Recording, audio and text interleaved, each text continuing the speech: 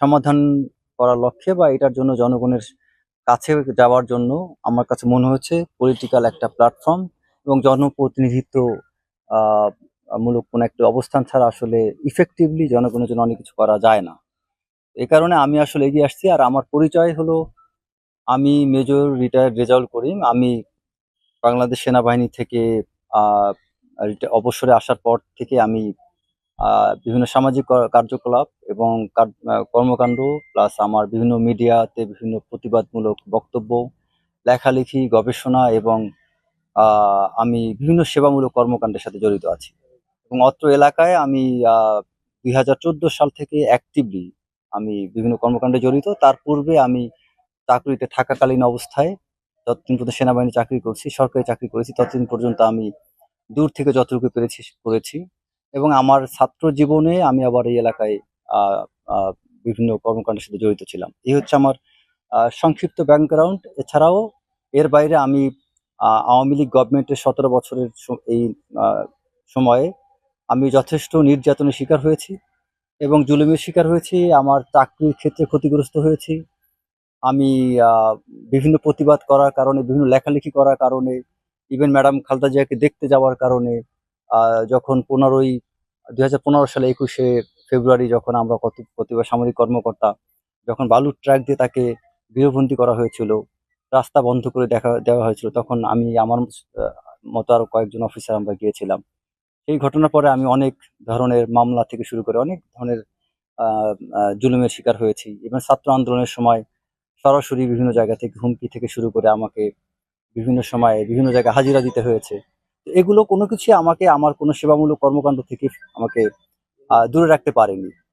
তাই আমি এখন সরাসরি এই এলাকায় এখন আহ, আপনাদের সাথে সংযুক্ত হয়ে আমি আমার কিছু কথা আমি আপনাদেরকে বলতে চাই। এবং মোস্টলি আপনাদের যদি কোনো প্রশ্ন থাকে আমার কাছে, আমি সেগুলোরও উত্তর দিতে চাই। তবে আমি এখানে চাই যে এই এলাকায় একটি সুন্দর পজিটিভ রাজনৈতিক পরিবেশ তৈরি করতে, যেখানে কোনো হিংসা, পারস্পরিক কোনো কলহ বা একজন আরেকজনের দিকে দোষারোপ করা, ঘৃণার তীর নিক্ষেপ করা, একজনের বিরুদ্ধে বাজে বা অপবাদ দেওয়া, আমি তার প্রতিপক্ষ হলাম বলেই তার বিরুদ্ধে যাওয়া, এগুলো থেকে সরে এসে আমি শান্তির বার্তার মাধ্যমে আমি এই এলাকায় রাজনৈতিক আহ ভাবে আমি এখানে ভূমিকা রাখতে চাই এবং জনপ্রতিনিধিত্বমূলক কর্মকাণ্ডে জড়িত হতে চাই, সেবামূলক কাজে জড়িত হতে চাই। এবং এই এলাকার মানুষের দুঃখ, দুর্দশা, কষ্ট যদি আমি এই এলাকায় আমি জাতীয় সংসদে যদি আমি নির্বাচিত কোনো সংসদ সদস্য হতে পারি, আল্লাহ যদি আমাকে সেটা করেন, তাহলে আমি এই এলাকার মানুষের যত দুঃখ, কষ্ট, হতাশা, যত সমস্যা আছে, আমি জাতীয় সংসদে সেগুলো বলতে চাই। কারণ আমি মনে করি, আমি বিশ্বাস করি, শুধু সংসদ সদস্য হওয়াটাই বড় কথা না। এটা সংসদ সদস্য হলে সে ব্যক্তি হিসাবে বেনিফিশিয়ারি হয়। বাট একজন যোগ্য ব্যক্তি যদি সংসদ সদস্য হয়, যিনি সংসদে যেয়ে জনগণের সমস্যার কথা বলতে পারেন, তারই আমি মনে করি সংসদ সদস্য হওয়া উচিত। যিনি আইন জানেন, আইন প্রণয়ন, কারণ সংসদে যারা যান তারা আইন প্রণয়ন করে থাকেন, আইন প্রণয়নে আইন পাশ করে থাকেন। তো যিনি আইন প্রণয়ন যেখান থেকে হবে, সেই জায়গায় যারা থাকবেন, তারা যদি আইন না জানেন, তারা যদি দেশের শাসন ব্যবস্থা না জানেন, তারা যদি নির্বাহী বিভাগের কাজ না জানেন, বিচার বিভাগ সম্পর্কে ন্যূনতম আইডিয়া যদি না থাকে, তারপরে সংসদ সম্পর্কে যদি ন্যূনতম সংবিধান সম্পর্কে ধারণা না থাকে, দেশের ইতিহাস সম্পর্কে ধারণা না থাকে, তারা সেই সংসদে যে আমার মনে হয় না গুরুত্বপূর্ণ ভূমিকা রাখতে পারবে। আমি এসব বিষয়ে যেহেতু পড়াশোনা করা আছে আমার, আমি সামরিক বাহিনীর একজন কর্মকর্তা হিসেবে দীর্ঘদিন চাকরি করেছি। আমি উচ্চশিক্ষা গ্রহণ করেছি বাংলাদেশের সর্বোচ্চ বিদ্যাপীঠ থেকে। আমার একের অধিক আমি মাস্টার্স ডিগ্রি অর্জন করেছি। আমি গবেষণামূলক কর্মকাণ্ডের সাথে জড়িত। আমার বিভিন্ন পত্র পত্রিকা, টিভি চ্যানেলগুলোতে আমার লেখালেখি এবং বক্তব্যের মাধ্যমে গত 10 থেকে 12 বছর আমি অ্যাক্টিভলি প্রথম সারিতে আমি পার্টিসিপেট করে আসছি।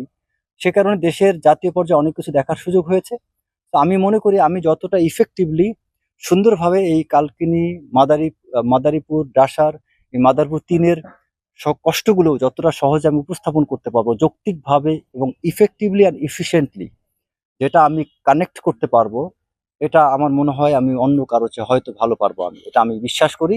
আমি অন্য কাউকে হেয় করার উদ্দেশ্যে বলছি না, আমার বিশ্বাস আমি পারবো। এবং আপনারা যারা সাংবাদিক আছেন, আমি আপনাদের কাছেও আমি প্রশ্ন রাখবো যে আপনারা সাংবাদিকরা এত বছর ধরে এখানে কষ্ট করতেছেন, এখান থেকে কয়টা সাংবাদিক আছেন যিনি কোনো টিভি চ্যানেলের হেড অফ নিউজ হয়েছেন, হেড অফ প্রোগ্রাম হয়েছেন, বড় কোনো স্টাফ রিপোর্টার হয়েছেন, এখান থেকে কয়জন প্রমোশন পেয়ে টিভি চ্যানেলে গিয়েছেন? তার মানে আপনার কি কোনো চ্যানেলেরই কোনো সাংবাদিক কি যোগ্য ছিলেন না? অবশ্যই আছেন। বিষয় হচ্ছে যে আমরা এই জায়গার যারা অভিভাবক থাকি, তারা আমাদের এলাকার মানুষের জন্য কোনো এভিনিউজ ওপেন করে দেয় না। আমি মনে করি কোনো মানুষের জন্য তদবিরের প্রয়োজন হয় না। আপনি একটা মানুষকে সঠিকভাবে গাইড করা, তাকে একটা রাস্তা ওপেন করে দেওয়া, তাকে আপনার যেটা আমরা একজন যেমন বিভিন্ন প্রতিষ্ঠানে HR ডিপার্টমেন্ট থাকে, মানব সম্পদ বিভাগ বা হিউম্যান রিসোর্স ডেভেলপমেন্ট বিভাগ। এই HR বিভাগ বিভিন্ন জায়গায় মানুষের ওই এমপ্লয়ীদের ভালো মন্দ দেখে থাকে। ঠিক তেমনি এই জায়গায় যিনি সংসদ সদস্য হবেন, তার কাছে কিন্তু তিনি কিন্তু এই জায়গার মানব সম্পদের হেড, প্রধান। So তার দায়িত্ব কিন্তু এই অত্র এলাকায় এই 3 লক্ষ 3.5 লক্ষ যত লোক আছে, জনগণ আছে, প্রত্যেকের উন্নয়ন কিন্তু ওই MP সাহেবের দায়িত্ব। তো তার দায়িত্ব কাকে কিভাবে উন্নয়ন করতে হবে, তার দায়িত্ব যে এই জায়গায় যত সাধারণ মানুষ বিদেশ যাইতে পারে না, দুবাই লিবিয়া যেতে, গতকালকে বাজারে শুনলাম একজন বলল লিবিয়া হয়ে দুবাই একটা সন্তান পাঠিয়েছে, যে সন্তানের কর্মদক্ষতা আছে, তাকে 28 লক্ষ টাকা পরিশোধ করতে হয়েছে। বাট আমার কাছে ধারণা মতো আমি জানি, আমি এইটা 10 থেকে 12 লাখ টাকার উপরে খরচ হওয়ার কথা না। তো বাকি টাকাগুলো কোথায় যায়? তারপরে আবার সেখানে আবার সমুদ্র ডুবে অনেকে মারা যায়। সো এই যে আমার এলাকার কর্মদক্ষ মানুষগুলো বিদেশ পাঠানোর ক্ষেত্রেও কিন্তু একজন এমপির কাজ আছে, যেটা আমরা টোটালি ইগনোর করতেছি। আমরা পারি বাংলাদেশে বিভিন্ন সংস্থা আছে যেখানে প্রশিক্ষণের মাধ্যমে, যেমন সেনাবাহিনীতে এগুলো প্রশিক্ষণ করানো হয়, শ্রম মন্ত্রণালয়ের অধীনে অনেক জায়গায় প্রশিক্ষণ করানো হয়, কর্মসংস্থান মন্ত্রণালয় প্রশিক্ষণের সুযোগ আছে। তাকে কর্মদক্ষ করে মন্ত্রণালয়ের মাধ্যমে, প্রবাসী কল্যাণ মন্ত্রণালয়ের মাধ্যমে যোগাযোগ করে একজন MP কিন্তু, একজন নেতা কিন্তু পারেন ওই ব্যক্তিগুলোকে ভালো ভালো অরিজিনাল ভিসাগুলো এনে দিতে। এবং যদি মনে করেন আমার এলাকায় আমি যদি 500 ভিসা এনে দিতে পারি, আমার 500টা পরিবার উন্নত হবে এবং এই 500 লোক বিদেশ যেয়ে আরো 5,000 লোককে নিতে পারবে। তো এরকম প্রতিটা সেক্টরে আমাদের সব জায়গায় কিন্তু আমরা উন্নয়ন করি না। আমরা কি করি? টাকা ছড়ায়া লোকজনকে চাকর বানাই। আপনি দেখেন অতীতে আমাদের যারা MP যারা ছিল, বিভিন্ন আমাদের এলাকা না শুধু সব জায়গায় MP সাহেবরা কি করেন? লোকজনদেরকে টাকা দেন। কি জন্য টাকা দেন? তিনি যাতে বারবার ওই টাকার আশায় বেকার থাকেন এবং তার কাছে নির্ভরশীল হয়ে থাকে, কিন্তু কাউকে চাকরি দেন না। এমন কিছু করেন না যাতে সে উপর দিকে উঠতে পারে। আমার কালকিনি থেকে কোনো একজন নেতা এখন পর্যন্ত কেন্দ্র পর্যায়ে যাইতে পারেনি। কেন? আপনি দেখেন আমাদের এই ছাত্রদলের একটা নেতা আছে মাহমুদ, সে ঢাকায় পড়াশোনা করছে দেখে এখন কেন্দ্র কমিটিতে ঢুকতে পারছে। আমার এলাকার এখানে আশিকুর রহমান পলাশ, সে ঢাকায় পড়াশোনা করছে বিধায় কেন্দ্রে যেতে পারছে। খন্দকার মাসিকুর রহমান, তিনি রাজেন্দ্র কলেজে VP ছিলেন বলে কেন্দ্রে যেতে পেরেছেন। কালকিনির কলেজে পড়াশোনা করা, কালকিনিতে ছাত্রদল করে কোন ছেলেটা কেন্দ্রের নেতা হয়েছে বলতে পারবেন কেউ আপনারা? কোন সাংবাদিক আমাকে, আপনারা তো সবাই আছেন, কেউ বলতে পারবেন না। তার মানে কি কালকিনি গত 40 বছর 50 বছর কি কোনো ছাত্রই কি কেন্দ্রীয় পর্যায়ে নেতা হওয়ার যোগ্য ছিল না?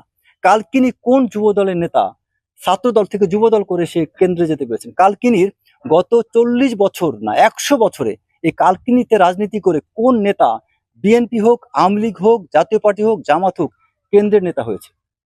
হয়তো জামাতে কিছু থাকতে পারে ব্যতিক্রম, কারণ তাদের সিস্টেমটা ডিফারেন্ট। কিন্তু আমাদের গতানুগতিক ধারার যত রাজনৈতিক দলগুলো আছে, আমাদের ট্রেডিশনাল যে পলিটিক্সটা আমাদের ভারতবর্ষে আছে, সেই ট্রেডিশনাল পলিটিক্সের অংশ হচ্ছে বিশেষ করে আপনার আওয়ামী লীগ, BNP, জাতীয় পার্টি, অন্যান্য দলগুলা, বামপন্থী ডানপন্থী যারা আছে। সো সেই জায়গাটা দেখেন কোনো নেতা সেন্টারে যায়নি। আমি সেন্টারের কথা বাদ দিলাম, কালকিনির কোন BNPর নেতা বলেন একটা, বা আমাকে উদাহরণ দেন যে মাদারীপুর জেলা কালকিনিতে রাজনীতি করে মাদারীপুরের সে সভাপতি হয়েছে? কাউকে পাবেন না। তার মানে কি এখানে কি কেউ যোগ্য জন্ম নিচ্ছেন না? মাদারীপুর জেলা থেকে কয়জন নেতা আপনি বলেন বাংলাদেশের কেন্দ্রীয় কমিটির যুগ্ম সম্পাদক হয়েছেন, জয়েন্ট সেক্রেটারি হয়েছেন? পাবেন না কাউকে। তো আর এটা না হওয়ার কারণে আমাদের মধ্যে একটা যানজট তৈরি হচ্ছে। কারণ আমি যদি এখান থেকে না উঠি, আমার এখানে কি আর কেউ বসতে পারবে? আমি ওঠার পরে না লোকজন এখানে বসার সুযোগ পাবে। আমার কালকিনি উপজেলায় ধরেন আজকে যারা এখানে ফজলুল ফজলুল ব্যাপারী আছেন, মাহবুব মুন্সি আছেন, অনেক দিন ধরে তারা রাজনীতি করে যাচ্ছেন। এই ব্যক্তিগুলো এই 20, 25, 30 বছর ধরে রাজনীতি করে এখন পর্যন্ত মাদারীপুর জেলার সভাপতি হতে পারেননি, সেক্রেটারি হতে পারেন নাই, মাদারীপুর জেলার সহসভাপতি হতে পারেননি। এখন তারা যদি ওইখান থেকে প্রমোশন পেয়ে বড় পদে না যান, তাহলে ওই মাহবুব মুন্সিও সরতে পারবে। ওই জায়গায় আপনার ইউনিয়ন পর্যায়ে যারা নেতা, তারা তখন আপনার উপজেলায় পদগুলো পাবে না। আর বিভিন্ন ইউনিয়নের সভাপতি সেক্রেটারি যদি প্রমোশন না পান, তাদের যদি পদোন্নতি না ঘটে, তখন ওই ইউনিয়নের যারা কর্মী নেতা আছেন, সহসভাপতি আছেন, সাংগঠনিক সম্পাদক আছেন, তারা কেউ কিন্তু ওই ইউনিয়নের পরবর্তী পদটা পাবেন না। আমি আলিপুরে গেলাম, এক নেতাকে পেলাম গতকালকে, যিনি একই পদে 20 বছর ধরে আছেন। আমি সভাপতি থাকা অবস্থায় আমি যখন স্কুলের মধ্যে কিছু পরিবর্তন আনছি, স্কুলে 20 বছর পরে বা 15 বছর পরে যখন জিপিএ 5, অনেক বছর মধ্যে জিপিএ 5 পায় নাই, সেই জিপিএ 5 পেলো, 100% ছাত্র যখন পাশ করলো, তখন কিন্তু মানুষ তখনই কিন্তু পূর্বের লোকজনের সমালোচনা করা শুরু করলো। তাহলে তার আগে অতীতে কি করছে? এখন আমি ওই ভালোটা না করলে তো এই সমালোচনা মানুষ করতো না। তো ওই ভয়টা আপনার চিন্তা করবে মানুষ, তারা ভয় পাবে সব জায়গায়, যে আমাদের এই এলাকায় যখনই কোনো যোগ্য মানুষ আসবে তাকে অনেক বাধা বিপত্তি আপনাকে ফেস করতে হবে। তো আমি সেই জায়গাটা থেকে আমি আশাবাদী, আপনাদের সবার যদি সহযোগিতা পাই, আমি এই এলাকায় কাজ করতে চাই। আর আপনাদের পরামর্শ চাই যে আমার সামনে আগানো উচিত কি উচিত না, সেটা আপনারা আমাকে পরামর্শ দিতে পারেন। এবং আমি মনে করি আমাদের মধ্যে এই কালচারটা থাকা উচিত, একজন থেকে ফিডব্যাক নেওয়া। আমাদের সামরিক বাহিনীতে, আমি যেহেতু সামরিক কর্মকর্তা ছিলাম, সামরিক বাহিনীতে একটা নিয়ম আছে, আমরা যখন শীতকালীন এক্সারসাইজ করি, এক্সারসাইজের পরে বা আমরা যখন মিলিটারি ট্রেনিং করি, ট্রেনিং এর পরে আমাদের একটা ডিব্রিফিং হয়। ডিব্রিফিংটা মানে হচ্ছে আমরা এক্সারসাইজে কি কি ভুল করলাম, এই ভুল থেকে শিক্ষা নেওয়া। ঠিক তেমনি আমার কোনো কর্মকাণ্ডে ভুল ত্রুটি হলে আপনারা সাংবাদিকরা হচ্ছে সমাজের আয়না, আপনারা কখনো চাইলেও আমার শত্রু হইতে পারবেন না। কারণ কি, সাংবাদিকরা হচ্ছে সমাজের আয়না। সমাজের এই আয়নায়, একটা আয়নায় যখন আমি আয়নার সামনে যখন দাঁড়াই, তখন আমার পোশাক যদি একটা দাগও থাকে, ওই আয়নায় কিন্তু দেখা যায়। আর ওই আয়নায় দেখেই কিন্তু আমি নিজের পোশাকটা চেঞ্জ করি, নিজেকে সুন্দর করি, পরিপাটি করি। ঠিক তেমনি আপনারা হচ্ছেন সেই আয়না। আপনারা আমার দোষ ধরবেন, আপনারা আমার ত্রুটি ধরবেন, আপনারা আমাকে বলবেন, আমাকে সহ যারাই রাজনীতিতে আসবে, বা রাজনীতি না শুধু, এখানকার সরকারি কর্মকর্তা, ইউনো, ওসি, ডিসি, এসপি যারাই আছে, প্রত্যেকের জন্য আপনারা হচ্ছেন আয়না। আপনাদের দায়িত্ব তার সামনে যে তাকে বলা যে আপনি এই কাজটা কেন করছেন। আমার এলাকায় যে নদী আছে দেখেন, আড়িয়াল খাঁ নদী, এই নদীতে অবৈধভাবে দীর্ঘদিন ধরে বালু উত্তোলন হচ্ছে, কিন্তু এটা নিয়ে প্রশাসন কিছু দূর যায়, যাওয়ার পরে শুনি প্রশাসনে কেউ যাওয়ার পরে তারপরে একটা দুটো অপারেশন করার পর করে না। কেন করে না? কারণ ওইটা করার পরে কিছু টাকা পয়সা অফার আসা শুরু হয়ে যায়। তো এভাবে আমাদের অঞ্চলে অনেক জায়গায় অনেক ধরনের অন্যায় কাজগুলো বন্ধ হচ্ছে না। তো এই প্রতিটা স্তরে আমি অবদান রাখতে চাই। জি, জি, জি, আপনি তো ব্যানার দেখলাম যে বিএনপি মনোনয়ন চাচ্ছেন। জি, জি। আপনি কি কোনো দলীয় করতে আছেন? বিএনপি আপনাকে কেন মনোনয়ন দেবে? বিএনপি হচ্ছে এমন একটা দল, এখানে বিএনপি কে আমরা কি বলি, আপনার জাতীয়তাবাদী দল, বাংলাদেশ ন্যাশনালিস্ট পার্টি, মানে আপনার যার মধ্যে জাতীয়তাবাদ আছে সেই বিএনপি। এটা তো বিএনপির নিজস্বই স্লোগান। এবং জিয়াউর রহমানের এই বিএনপির সবচেয়ে বড় আদর্শ জায়গা তো এটাই। আমরা এখন বর্তমানে অনেকে জিয়াউর রহমানের সেই বিএনপির মধ্যে নাই, এবং খালেদা জিয়ার সেই বিএনপির মধ্যে নাই। তারেক রহমান, যেই জিয়াউর রহমান খালেদা জিয়ার যেই বিএনপিটা বাস্তবায়ন করার জন্য চেষ্টা করে যাচ্ছেন, সেই তারেক রহমানের চাওয়াটা পূর্ণ করতে হলে আমি মনে করি ওই জাতীয়তাবাদ, এটার দিকে সবাইকে হইতে হবে। তারেক রহমান কখনোই দলীয় পদকে আপনার তিনি বলেন না যে শর্ত দিয়ে না এই পদ হলেই আমি এই কথাটা করবো, বরং আপনি দেখবেন অনেক, এই যে আপনার যারা সমন্বয়ক, সার্জিস হাসনাত, যারা আন্দোলন করে, আমাদের নুরুল হক নুরু, তিনি কি বিএনপি নেতা? কেউ না, বাট তার খোঁজ খবর তারেক রহমান নেন। তারেক আছেন, সে তারেকের ওই যে আপনার যে আমজনতা পার্টি, সে তারেকের খবর ফোন করে খোঁজ নেন। এই যে হাসনাত, সার্জি, তাদেরকে দুর্দিনে খোঁজ নিয়েছেন। কেন তিনি খোঁজ নিচ্ছেন? কারণ তিনি মনে করেন যারা এই বাংলাদেশে পলিটিক্যালি তার দলে কেউ পদ হোল্ড করবে মানে তাকে গুরুত্ব দিবেন তা না। আর তারপরে যদি জাতীয়তাবাদের আদর্শ থাকে, তাহলে তো সেই ব্যক্তি বিএনপির সবচেয়ে বড় হার্ডকোর ব্যক্তি। বিএনপির তিনি হচ্ছেন প্রাণ। তো বিএনপির প্রাণকে তো বিএনপি বাদ দিতে পারবে না। যদি বিএনপি মনোনয়ন আপনাকে না দেয় তাহলে কি আপনি সহযোগিতা নির্বাচন করবেন? অ্যাকচুয়ালি আমি নেগেটিভ কোনো কিছু চিন্তা করতে চাই না, কারণ আমি এখনই কেন নেগেটিভ হব। আর আমার এলাকার জনগণ হচ্ছে আমার গার্ডিয়ান। আমার এলাকার জনগণ আমাকে সেটা গাইড করবে। আর তারপরে বড় কথা হচ্ছে যে আমি যেহেতু জাতীয়তাবাদের আদর্শের মানুষ, আমি যদি বিএনপি এখন যাকে মনোনয়ন দিবে তাকে আমার সম্মান করতে হবে। তো এখানে আমি তো এখানে হিংসাত্মক বা প্রতিহিংসামূলক কোনো রাজনীতি করতে আসিনি, তো আমি কোনো মানুষের বিরুদ্ধে আসিনি। আমি সভাপতি থাকা অবস্থায় আমি যখন স্কুলের মধ্যে কিছু পরিবর্তন আনছি, স্কুলে 20 বছর পরে বা 15 বছর পরে যখন জিপিএ 5, অনেক বছর মধ্যে জিপিএ 5 পায় নাই, সেই জিপিএ 5 পেলো, 100% ছাত্র যখন পাশ করলো, তখন কিন্তু মানুষ তখনই কিন্তু পূর্বের লোকজনের সমালোচনা করা শুরু করলো। তাহলে তার আগে অতীতে কি করছে? এখন আমি ওই ভালোটা না করলে তো এই সমালোচনা মানুষ করতো না। তো ওই ভয়টা আপনার চিন্তা করবে মানুষ, তারা ভয় পাবে সব জায়গায়, যে আমাদের এই এলাকায় যখনই কোনো যোগ্য মানুষ আসবে তাকে অনেক বাধা বিপত্তি আপনাকে ফেস করতে হবে। তো আমি সেই জায়গাটা থেকে আমি আশাবাদী, আপনাদের সবার যদি সহযোগিতা পাই, আমি এই এলাকায় কাজ করতে চাই। আর আপনাদের পরামর্শ চাই যে আমার সামনে আগানো উচিত কি উচিত না, সেটা আপনারা আমাকে পরামর্শ দিতে পারেন। এবং আমি মনে করি আমাদের মধ্যে এই কালচারটা থাকা উচিত, একজন থেকে ফিডব্যাক নেওয়া। আমাদের সামরিক বাহিনীতে, আমি যদি সামরিক কর্মকর্তা ছিলাম, সামরিক বাহিনীতে একটা নিয়ম আছে, আমরা যখন শীতকালীন এক্সারসাইজ করি, এক্সারসাইজের পরে বা আমরা যখন মিলিটারি ট্রেনিং করি, ট্রেনিং এর পরে আমাদের একটা ডিব্রিফিং হয়। ডিব্রিফিংটা মানে হচ্ছে আমরা এক্সারসাইজে কি কি ভুল করলাম, এই ভুল থেকে শিক্ষা নেওয়া। ঠিক তেমনি আমার কোনো কর্মকাণ্ডে ভুল ত্রুটি হলে আপনারা সাংবাদিকরা হচ্ছে সমাজের আয়না। আপনারা কখনো চাইলেও আমার শত্রু হইতে পারবেন না, কারণ কি সাংবাদিকরা হচ্ছে সমাজের আয়না। সমাজের এই আয়নায় একটা আয়নায় যখন আমি আয়নার সামনে যখন দাঁড়াই, তখন আমার পোশাক যদি একটা দাগও থাকে, ওই আয়নায় কিন্তু দেখা যায়। আর ওই আয়নায় দেখেই কিন্তু আমি নিজের পোশাকটা চেঞ্জ করি, নিজেকে সুন্দর করি, পরিপাটি করি। ঠিক তেমনি আপনারা হচ্ছেন সেই আয়না।